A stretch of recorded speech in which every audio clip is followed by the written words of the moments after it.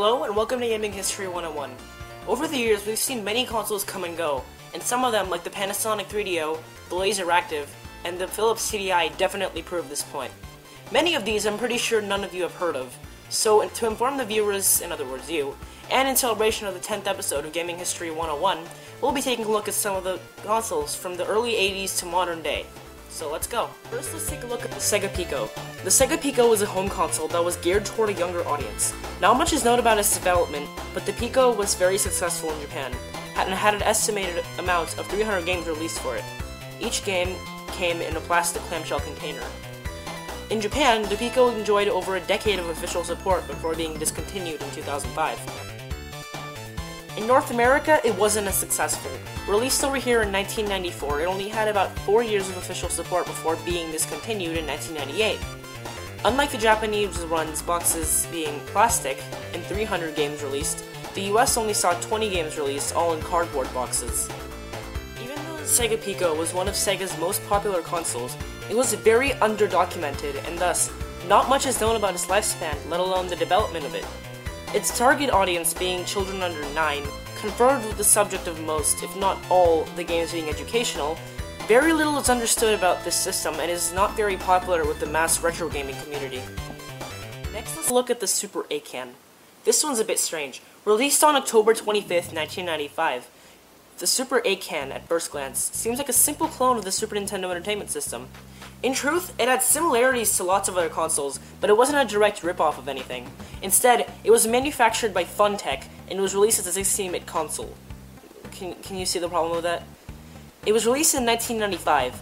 By 1995, the Sega Saturn and Sony PlayStation were both out on the market, and the Nintendo 64 was about to be released within 8 months.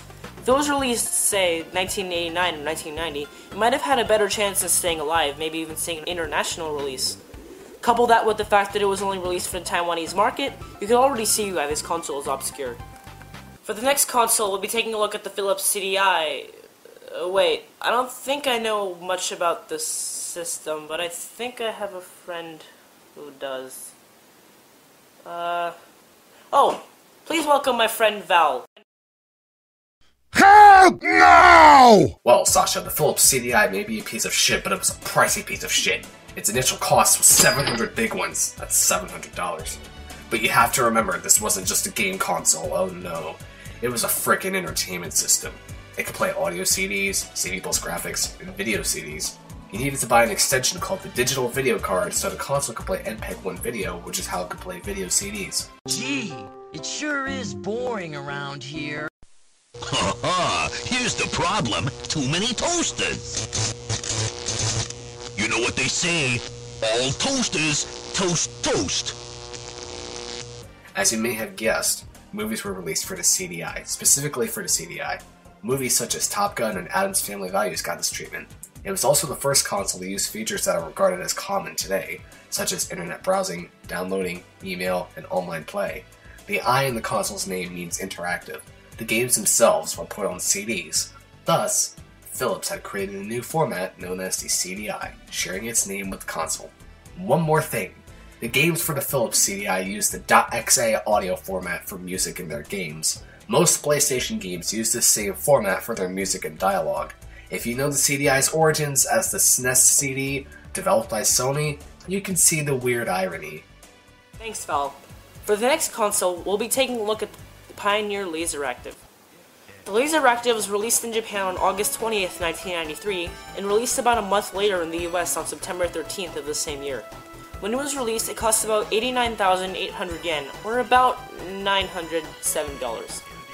The Pioneer Laseractive couldn't play on its own, so Sega, creators of the Genesis and Master System, and NEC, creator of the PC Engine and TurboGrafx 16, created two modules, one for each company, called packs. The Sega Pack, which allowed you to play Genesis and Sega CD games, and a new format, which I'll explain about in a minute, and the NEC Pack, which allowed you to play TurboGrafx 16 and Turbo CD games, along with PC Engine and PC CD games. Now for the special thing. The Laseractive is a Laserdisc player. For our young and or uninformed viewers, a Laserdisc was a video format used in the 80s and 90s. Think a CD or DVD, except double-sided, a foot long, or about 12 inches, and you need a giant freaking player to put it in. Now a Laserdisc, given its size, you'd think that it'd have a lot of storage space, but that's where you're wrong. Your average Laserdisc was able to store about an hour of video per side. Nevertheless, it didn't stop Sega from using this format in their arcade machines, and both Sega and NEC used it as the Laseractive's format. Sega made a modified Laserdisc called Mega LD, the Mega Laserdisc, and they basically ported Sega CD games, and NEC basically did the same thing except with Turbo CD games. So with a $970 price tag, and needing at least 2 add-ons, both costing a measly $600, and no out-of-the-box compatibility, you can see why this one failed. The console, adding up all the costs, was about at least $2,170. With that kind of money, you can buy at least 10 or 11 Sega Genesises or TurboGrafx 16s. Wow.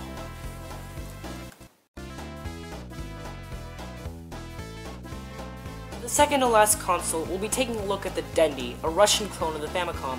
The Dendy was released by Steepler Company in the late 90s in Russia. Contrary to what most people believe, this clone console did quite well since it was the only console available in the region. Also, it had detachable controllers, unlike the Famicom's, which was hardwired into the console. The console, aside the detachable controllers thing, was a rebranded, recolored version of the Famicom. It ran off standard Famicom carts, even though most of the games were pirate multi-carts. Although standard official release carts should be able to work. The console was the sole one in Russia until later, when some competitors created their own clones. And you know what they say. In Soviet Russia, you don't play, unless you play a little girl named Randy. The last console, we'll be taking a look at the OnLive. The OnLive is actually a system that was very ahead of its time, and the console was actually very recent, released in December of 2010. It was hyped as a console where you can stream games directly to your console over the internet.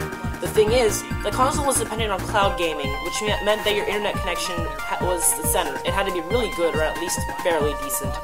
Also, instead of the controller inputs going straight to the console, they went through the console to an OnLive server, and depending on where you lived, it could have been smooth or very freaking choppy. The whole service didn't last too long, however. The whole thing was sold to a venture capital group for just about $4.8 million. So as you can see, it wasn't all that popular. In fact, it said only about 1,600 users were using it at once during its peak, which makes the whole thing kind of obscure. Although the controller is very interesting, to say the least. It looks like an odd cross between a TV remote, a 360 controller, and a PS3 controller. The joystick layout and D-pad are very reminiscent of the PS3 ones, and the button layouts are the Xbox 360-like. Interestingly enough, there are buttons in between the handles, and they are all rewind and forward, record, play or pause, and record. That's all for now. If you have any other consoles you want us to cover, or just any other topic in general, leave a comment, post on Facebook, Instagram, anything, and let us know. Please like and subscribe for more, and thanks for watching. This has been Gaming History 101.